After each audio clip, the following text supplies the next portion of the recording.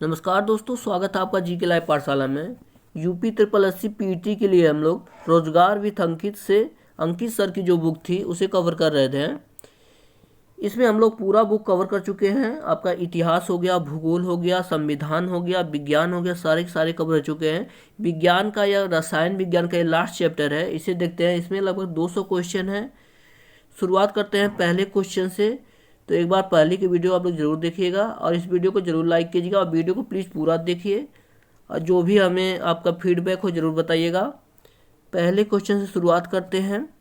Question दिया है आपका, पारद मिश्रण या अम्लगम कहलाने के लिए किसी मिश्र धातु में निम्नलिखित मिश्र किसका होना आवश्यक है? तो इसमें पारे का होना आवश्यक है। ऑप्शन नंबर डी सही है। नेक्स्ट क्वेश्चन पर आते हैं। निम्नलिखित में से कौन सा तत्व तांबे को उसके यौगिकों से विस्थापित कर सकता है? तो यह आपका पारा होता है। ऑप्शन नंबर डी सही है। अगले क्वेश्चन पे आते हैं। सिलिकॉन क्या है? तो यह एक उपधातु है। ऑप्शन नंबर ए सही हो जाएगा आपका, उपधातु। आगे देखते हैं।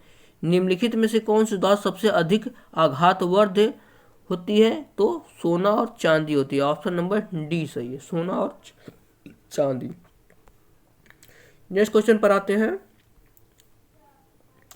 निम्नलिखित में से कौन सी धातु मानव में सर्वाधिक प्रयुक्त की जाती है? तो वह होती है तांबे का प्रयोग। ऑप्शन नंबर बी सही है। आगे देखते हैं। बर्तन बनाने के लिए कौन सी मिश्र धातु का इस्तेमाल नहीं किया जा सकता है? तो सोल्डर का इस्तेमाल नहीं किया जाता। ऑप्शन नंबर बी सही है। आगे देखते हैं। पीतल मिश्रण होता है आपका तो जस्ता और तांबे का होता है, तो उसका ट्रिक भी है पिताजी। इस तरह से आप लोग देख लीजिएगा। आगे देखते हैं। स्टेनलेस स्टील किन अवयवों का मिश्रण होता है? तो वह लोहा, निकिल और क्रोमियम का मिश्रण होता है। ऑप्शन नंबर डी सही है, लोहा, निकिल और क्रोमियम। नेक्स्ट देखते हैं। भारत में पाए जाने वाला कौन सा एक यौगिक धात्विक खनिज है? तो आपका पायरोफाइलस है। ऑप्शन नंबर डी सही है, पायरोफाइलस। अगले क्वेश्चन को देखते हैं। कार्नेलाइट किस धातु का अयस्क है? तो आपका पोटेशियम का अयस्क है। ऑप्शन नंबर ए सही हो जाएगा आपका, पोटेशियम। अगले क्वेश्चन को देखते हैं। किसके प्रयोग के जरिए धातु की उच्च शुद्धता प्राप्त की जा सकती है? तो विद्युत अपघटनी न्यूनीकरण के द्वारा। ऑप्शन नंबर डी सही है, विद्युत अपघटनी न्यूनीकरण। आगे आते हैं। केलामाइन का एक अयस्क कौन सा है? तो आपका मैग्नीशियम इसका अयस्क है। ऑप्शन नंबर बी सही है। आगे देखते हैं। एल्यूमिनियम के सबसे महत्वपूर्ण अयस्क का नाम क्या है? तो आपका बॉक्साइट होता है। ऑप्शन नंबर ए सही है आपका, बॉक्साइट। आगे देखते हैं। मोनोजाइट किसका अयस्क है? तो ये आपका थोरियम का अयस्क है। ऑप्शन नंबर बी सही हो जाएगा आपका, थोरियम। आगे देखते हैं। मैग्नेटाइट है आपका तो इसका सूत्र क्या होता है? या Fe3O4 होता है। ऑप्शन नंबर बी सही है, या Fe3O4। आगे देखते हैं। निम्नलिखित में से किन विकल्पों में केवल थर्मोसेटिंग प्लास्टिक का उपस्थित होता है? तो बेकेलाइट एवं इपॉक्सी रेसिन में थर्मोसेटिंग प्लास्टिक होता है। ऑप्शन नंबर डी सही है। अगला देखते हैं। निम्नलिखित में से किस विकल्प का निर्माण काठ की लुगदी के द्वारा किया जाता है? तो रेयान जो होता है वह काठ की लुगदी द्वारा बनाया जाता है। ऑप्शन नंबर डी सही है। अगले क्वेश्चन को देखते हैं। 18 नंबर क्वेश्चन। सिंथेटिक फाइबर में निम्नलिखित में से कौन सा कथन गलत है? तो प्राकृतिक फाइबर से कम टिकाऊ होता है। यह कथन आपका गलत है क्योंकि यह प्राकृतिक फाइबर से अधिक टिकता है। नेक्स्ट क्वेश्चन पर आते हैं। निम्नलिखित में से कौन सा पदार्थ एक न चिपकने वाले बर्तन की सतह पर लेपित किया जाता है? तो यह है आपका टेपलाइन होता है। ऑप्शन नंबर डी सही है, टेपलाइन। आगे देखते हैं। कृत्रिम सिल्क के रूप में कौन सा सिंथेटिक फाइबर जाना जाता है? तो रेयान जाना जाता है। ऑप्शन नंबर बी सही है आपका, रेयान। अगले क्वेश्चन की तरफ आते हैं। निम्नलिखित में से कौन सा एक थर्मोसेटिंग प्लास्टिक है? तो पॉलिस्टर जो होता है वो आपका थर्मोसेटिंग प्लास्टिक होता है। ऑप्शन नंबर डी सही है। आगे देखते हैं। प्राकृतिक रबर के बारे में निम्नलिखित में कौन सा कथन सही है? तो देख लेते हैं। यह एक प्राकृतिक बहुलक है और इसमें लोचदार गुण होता है। ऑप्शन नंबर ए सही है, क्वेश्चन नंबर 22 का। अगले क्वेश्चन पर आते हैं। निम्नलिखित में से कौन से उद्योगों में वॉशिंग सोडा का प्रयोग नहीं करते हैं? तो रासायनिक उद्योगों में ऑक्सीडाइजिंग एवं एजेंट के रूप में। ऑप्शन नंबर डी सही है। अगले क्वेश्चन को देखते हैं। भारतीय रासायनिक प्रौद्योगिकी संस्थान Indian institute of chemical technology कहाँ पर स्थित है? तो ये आपका हैदराबाद में स्थित है। ऑप्शन नंबर सी सही है, हैदराबाद। अगले क्वेश्चन को देखते हैं। भारी मशीनों में किसको लुब्रिकेटिंग के स्वरूप में प्रयोग किया जाता है? तो इसमें ग्रेफाइट का प्रयोग किया जाता है। ऑप्शन नंबर ए सही है, ग्रेफाइट। अगले क्वेश्चन पर आते हैं। कार्बन कॉपर जो विद्युत व ऊष्मा का सुचालक है, उत्तम लुब्रिकेंट है, तो किसका है? आपका ग्रेफाइट का। ऑप्शन नंबर बी सही है, ग्रेफाइट। अगले क्वेश्चन को देखते हैं। निम्नलिखित में से कौन सी कीमत पत्थर एक तत्व से बना है और यह यौगिक नहीं है? तो वह है आपका पन्ना, जो होता है पत्थर तत्व से बना होता है। ऑप्शन नंबर ए सही है। आगे देखते हैं। जब जल स्वयं रासायनिक रूप से किसी तत्व या खनिज के साथ मिलता है तो उसे कहते हैं, क्या कहते हैं? उसे जल योजक या उदकन बोलते हैं। ऑप्शन नंबर सी सही है। अगले क्वेश्चन पर आते हैं। भोजन में रसायन किस उद्देश्य से मिलाया जाता है? तो संरक्षण के, भोजन को संरक्षण करने के लिए उसमें रसायन मिलाया जाता है। ऑप्शन नंबर सी सही है। अगले क्वेश्चन को देखते हैं। संश्लिष्ट अपमार्जक जिसे सिंथेटिक डिटर्जेंट के बारे में निम्नलिखित में से कौन सा कथन सही है? तो यह मृदु और कठोर जल दोनों के साथ काम करता है। तो आप लोग जानते हैं मृदु जल और कठोर जल क्या होता है, तो इसमें दोनों के साथ आपका सिंथेटिक डिटर्जेंट होता है, दोनों के साथ काम करता है। पानी को शुद्ध करने के लिए आमतौर पर इस्तेमाल किया जाने वाला रासायनिक तरीका निम्नलिखित में से कौन सा है? तो इसे क्लोरीनीकरण बोलते हैं। ऑप्शन नंबर सी सही है, क्लोरीनीकरण। इसमें क्लोरीन की गोलियां डाली जाती हैं। आगे देखते हैं। निम्नलिखित में से कौन सा नाइट्रोजनक उर्वरक नहीं है? तो यह सुपर फास्फेट ऑफ लाइम जो होता है वह नाइट्रोजनक उर्वरक नहीं होता। ऑप्शन नंबर सी सही है। आगे आते हैं 33 नंबर क्वेश्चन पर। जल प्रक्रमण संगलों में घुले हुए ठोस पदार्थ को हटाने का क्या उपाय किया जाता है? तो रिवर्स ऑस्मोसिस आसन और आयन एक्सचेंज किया जाता है। ऑप्शन नंबर सी सही है। अगले क्वेश्चन को देखते हैं। समुद्र के पानी में द्रवीभूत मुख्य लवणों की पहचान कीजिए। तो दिया गया समुद्र के पानी में कौन सा तत्व होता है? तो इसमें पहला, दूसरा, तीसरा, चौथा तीनों होता है। तो ऑप्शन नंबर सी सही हो जाएगा। ऑप्शन नंबर सी सही हो जाएगा। आगे देखते हैं। ऐसी उर्वरक जो 2 या 2 से अधिक प्राथमिक पोषक तत्वों की आपूर्ति करता है क्या कहलाता है? तो उसे मिश्रित उर्वरक बोलते हैं। ऑप्शन नंबर डी सही है, मिश्रित उर्वरक। 36 नंबर क्वेश्चन देखते हैं। जब पानी मिलाने के बाद मिश्रण में भारी घटक नीचे की सतह पर बैठ जाता है तो इस प्रक्रिया को क्या कहा जाता है? इसे अवसादन बोलते हैं। ऑप्शन नंबर सी सही है, अवसादन। अगले क्वेश्चन की तरफ आते हैं। कांच का कौन सा प्रकार ऊष्मा प्रतिरोधी है? तो पाइरक्स कांच जो होता है वह ऊष्मा का प्रतिरोध करता है। ऑप्शन नंबर डी सही है। जंग लगने पर लोहे का भार क्या होता है? तो वह बढ़ जाता है। ये बहुत बार पेपर में पूछा चुका है, तो इस बात को ध्यान रखिएगा। तो उसका वजन बढ़ता है जंग लगने पर। नीचे दिया गया है। जब लोहे की कील को जंग लग जाए तो वह कील का वजन, वही सेम क्वेश्चन है आपका, वजन आपका बढ़ जाता है।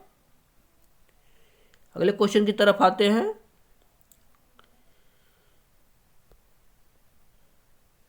एक फ्रिज में शीतलक है, तो यानी मुख्य रूप से पूछा जाए तो फ्रिज में कौन सी गैस होती है? क्वेश्चन पूछने का मतलब यही है। तो उसमें फ्रियान होता है। ऑप्शन नंबर डी सही है। आगे देखते हैं। पानी की घरेलू आपूर्ति हो तो आर्सेनिक तत्व की अधिकतम अनुमान मात्रा कितनी होनी चाहिए? तो 0.050 ppm होनी चाहिए। ऑप्शन नंबर बी सही है, 0.05 ppm होनी चाहिए। आगे देखते हैं। निम्नलिखित में से कौन सा कठोर पानी में अधिक मात्रा में मौजूद होता है? तो इसमें कैल्शियम और मैग्नीशियम के ऑक्साइड्स अधिक मात्रा में उपलब्ध होते हैं। ऑप्शन नंबर ए सही है। अगले क्वेश्चन की तरफ बढ़ते हैं। निम्नलिखित में से कौन सा एक उर्वरक खनिज नहीं है? तो आपका एक टंगस्टन जो होता है उर्वरक खनिज नहीं होता है। बाकी नाइट्रेट, फास्फेट, पोटास आप लोग जानते हैं, सभी के सभी उर्वरक में पाए जाते हैं। ऑप्शन नंबर सी सही है। अगला क्वेश्चन है, दो विभिन्न प्रकार के पदार्थों के कण को स्वतः ही आपस में मिश्रित करने की प्रक्रिया को क्या कहते हैं? तो इसे डिफ्यूजन बोलते हैं। ऑप्शन नंबर सी सही है, डिफ्यूजन बोलते हैं। अगला क्वेश्चन है, ठोस के संबंधित निम्नलिखित में से कौन सा कथन सही है? तो निश्चित आकार व निश्चित मात्रा होती है। ठोस में एक आपका निश्चित आकार व निश्चित मात्रा होती है, यानी इसका आकार भी और भार भी एक निश्चित होता है। अगले क्वेश्चन की तरफ आते हैं, निम्नलिखित में से कौन सी प्रक्रिया एक रासायनिक परिवर्तन नहीं है? तो पौधों में प्रकाश संश्लेषण आपका रासायनिक परिवर्तन नहीं है। ऑप्शन नंबर ए सही है। आगे देखते हैं, निम्नलिखित में कौन सा रासायनिक परिवर्तन है? तो पटाखे का जलना आपका रासायनिक परिवर्तन है। ऑप्शन नंबर ए सही है। रासायनिक परिवर्तन मुख्य रूप से बोला जाए तो वैसा पदार्थ जो फिर उसी अवस्था में न आए उसे रासायनिक परिवर्तन बोलते हैं। आगे देखते हैं, नेक्स्ट क्वेश्चन पर आते हैं। क्वेश्चन नंबर 48 देखते हैं यहाँ से, तरल पदार्थ की तुलना में ठोस पदार्थ में परमाणुओं की व्यवस्थापन किस तरह से होता है? तो बहुत बारीकी से बंद होते हैं। ऑप्शन नंबर सी सही है, यानी एक दूसरे से जकड़े रहते हैं। आगे देखते हैं, वह ताप पर कोई वस्तु ठोस वस्तु अपनी ठोस अवस्था से द्रव अवस्था में परिवर्तन होता है तो क्या कहलाता है? तो उसे गलनांक बोलते हैं। ऑप्शन नंबर बी सही है। आगे आते हैं, निम्नलिखित में किस प्रक्रिया द्वारा जल तरल अवस्था से गैसीय अवस्था में परिवर्तन होता है उसे क्या बोलते हैं? उसे वाष्पीकरण बोलते हैं। वाष्पीकरण और वाष्पोत्सर्जन बोलते हैं। ऑप्शन नंबर बी सही है। अगला क्वेश्चन है, एक नाभिक में प्रोटॉन और न्यूट्रॉन को बांधने वाले बल को क्या कहते हैं? तो उसे प्रबल नाभिकीय बल बोलते हैं। ऑप्शन नंबर बी सही है, प्रबल नाभिकीय बल। अगला क्वेश्चन देखते हैं, प्रोटियम ड्यूटेरियम ट्राइटियम निम्नलिखित में किसका श्रेणी में रखा गया है? तो यह आइसोटोप होते हैं। ऑप्शन नंबर ए सही है, प्रोटियम ड्यूटेरियम और ट्राइटियम आइसोटोप होते हैं। आगे देखते हैं, निम्नलिखित में से कौन से कानून सिद्धांत सही तरीके से मेल नहीं खाते हैं? दिया गया है आपका सी तक दिया गया है, लेकिन इसका ऑप्शन नंबर डी सही हो जाएगा। हुंड का नियम, परमाणु में कोई भी दो इलेक्ट्रॉन एक ही ऊर्जा स्तर पर नहीं रख सकते, तो ये वाला सही हो जाएगा। ऑप्शन नंबर डी सही है। हुंड का नियम आप लोग क्लास 9-10 में पढ़ चुके हैं। आगे देखते हैं, जल हाइड्रोजन तथा ऑक्सीजन का अनुपात भार कितना होता है? तो आपका 1:8 होता है। हाइड्रोजन आपका 1 होता है, ऑक्सीजन आपका 8 का अनुपात होता है, 1:8। आगे देखते हैं, जल निर्माण का निम्नलिखित में कौन सा सही समीकरण है? तो ये आपका 2H2 + O2 = 2H2O होता है। ऑप्शन नंबर डी सही हो जाएगा। Question number 55। आगे देखते हैं, जल जो साबुन लगाने पर अच्छा सा झाग नहीं बन पाता को क्या कहते हैं? तो उसे खारा जल बोलते हैं। आपका खारा जल बोलते हैं। ऑप्शन नंबर ए सही है। अगला क्वेश्चन है, दहन के लिए निम्नलिखित में से कौन सी गैस आवश्यक होती है? तो ऑक्सीजन होती है जो दहन के लिए आवश्यक होती है। ऑप्शन नंबर ए सही है। अगला क्वेश्चन है, ऑक्सीजन की खोज किसने की थी? तो प्रोफेसर प्रिस्टले ने की थी ऑक्सीजन की खोज। ऑप्शन नंबर बी सही है। आगे देखते हैं, लाफिंग गैस निम्नलिखित में से किसका यौगिक होता है? तो ये नाइट्रोजन का यौगिक होता है। लाफिंग गैस का सूत्र क्या होता है आपका? N2O। अगले क्वेश्चन को देखते हैं, हास्य गैस का क्या है? तो यही आपका लाफिंग गैस होता है, नाइट्रस ऑक्साइड N2O। आपका ऑप्शन नंबर डी सही है। देखिए दो जगह ऑप्शन दिया गया आपका, नहीं एक नाइट्रिक दिया गया, नाइट्रस सही है। ऑप्शन नंबर डी सही है। आगे देखते हैं, लाफिंग गैस क्या होता है? वही सेम क्वेश्चन आ गया आपका, nitrous oxide. Option number B सही है। आगे देखते हैं, निम्नलिखित में कौन सा हैबर प्रोसेसर का उपयोग करके उत्पादित किया जाता है? तो इसके ऑप्शन देख लेते हैं। इसके ऑप्शन इस पेज पे देख लेते हैं। हैबर का प्रयोग करके किया जाता है तो अमोनिया का उत्पादन आपका हैबर प्रक्रिया द्वारा होता है।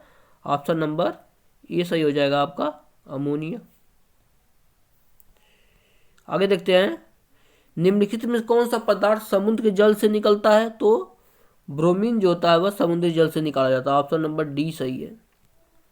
आगे देखते हैं, निम्नलिखित में किसका उपयोग करके पीने का पानी का रासायनिक कीटाणुरोधक किया जाता है? जिसमें क्लोरीन मिलाया जाता है। ऑप्शन नंबर बी सही है, क्लोरीन।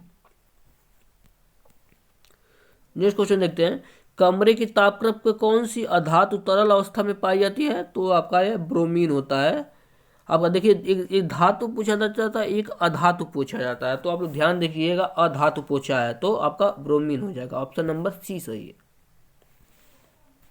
आगे देखते हैं, निम्नलिखित में से सबसे अधिक ऋण विद्युतीय तत्व कौन सा है? तो आपका ये सोडियम होता है। ऑप्शन नंबर सी सही है, माफ कीजिएगा, ऑप्शन नंबर ए फ्लोरीन होता है। ऑप्शन नंबर ए सही है, फ्लोरीन। आगे देखते हैं, कीटाणु को मारने के लिए स्विमिंग पूल में डालने जाने वाला गैर धातु कौन सा है?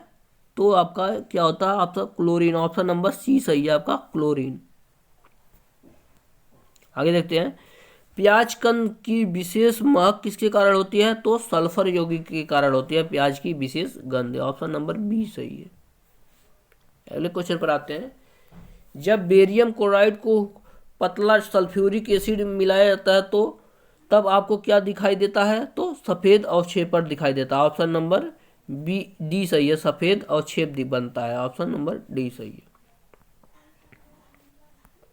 अगले क्वेश्चन को आते हैं, कौन सी गैस चूना पानी को दूधिया बना देता है? तो इसके ऑप्शन देख लेते हैं।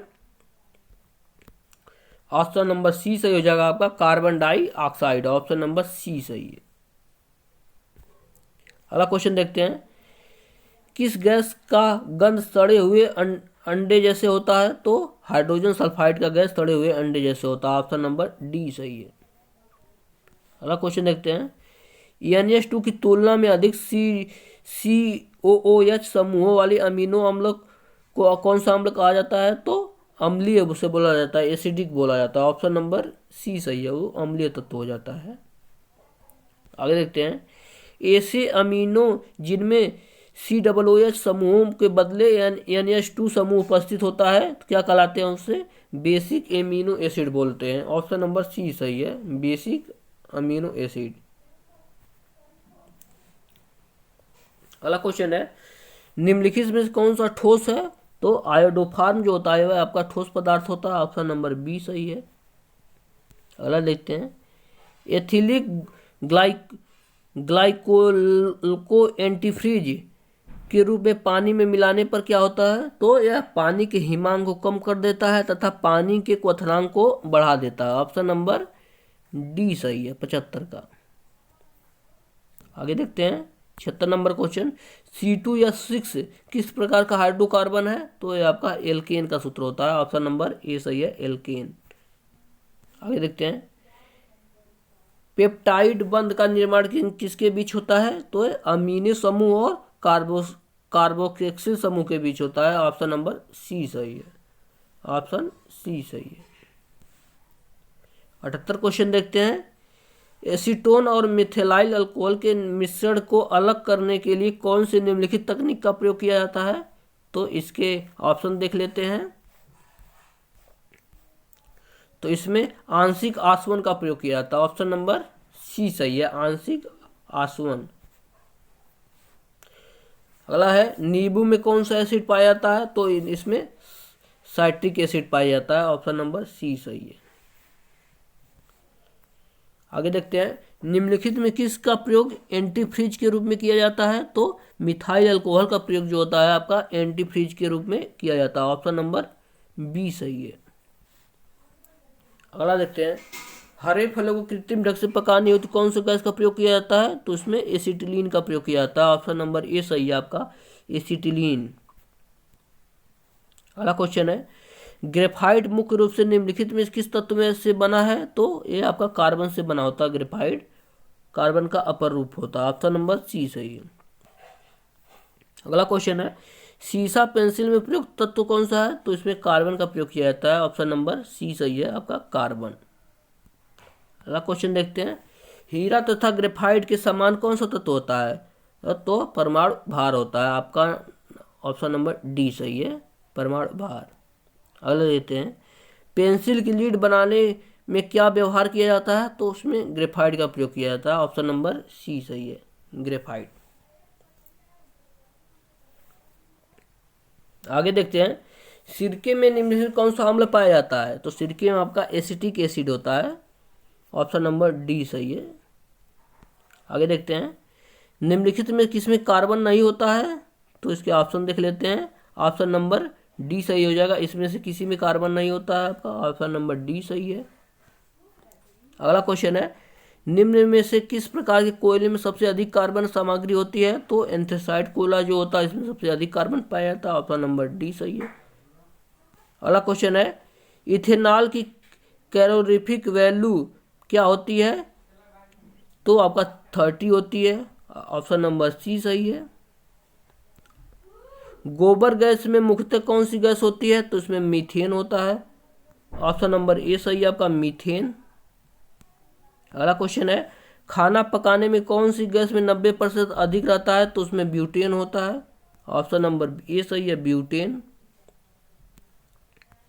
निम्नलिखित में कौन सा तरल पदार्थ सर्वाधिक ज्वलनशील होता है? तो ये आपका पेट्रोल जो होता है बहुत अधिक ज्वलनशील होता है, ऑप्शन नंबर सी सही है। प्रकृति में गैस का मुख्य तत्व कौन सा है? तो इसमें मीथेन होता है, ऑप्शन नंबर ए सही है, मीथेन। अगला देखते हैं, इलेक्ट्रॉनिक की खोज का श्रेय किसे जाता है? तो इसे जे थॉमसन ने इलेक्ट्रॉन की खोज की थी, ऑप्शन नंबर ए सही है, इलेक्ट्रॉन की खोज जे थॉमसन ने की थी। और प्रोटॉन की खोज आपका रदरफोर्ड ने की थी, और न्यूट्रॉन की खोज सर जेम्स चैडविक ने की थी। इस तरह से तीनों देख लेते हैं। प्रोटॉन का द्रव्यमान कितना होता है? तो प्रोटॉन का द्रव्यमान आपका 1.6726 गुणे 10⁻⁻24 ग्राम होता है, ऑप्शन नंबर ए सही है, ऑप्शन नंबर ए सही है। न्यूट्रॉन की खोज किसने की थी? चैडविक ने की थी, पहले ही बता दिए हैं आप लोग। यहाँ से देख लेते हैं, ऑप्शन नंबर ए सही है आपका, चैडविक, जे चैडविक। आगे देखते हैं, निम्नलिखित में किसने प्रोटॉन की खोज की थी? तो आपका यूजीन गोल्डस्टीन ने की थी, ऑप्शन नंबर डी सही है, गोल्डस्टीन। आगे देखते हैं, न्यूट्रॉन एक कण जो परमाणु के नाभिक के अंश है, खोज किसने की थी? तो चैडविक ने की थी, चैडविक।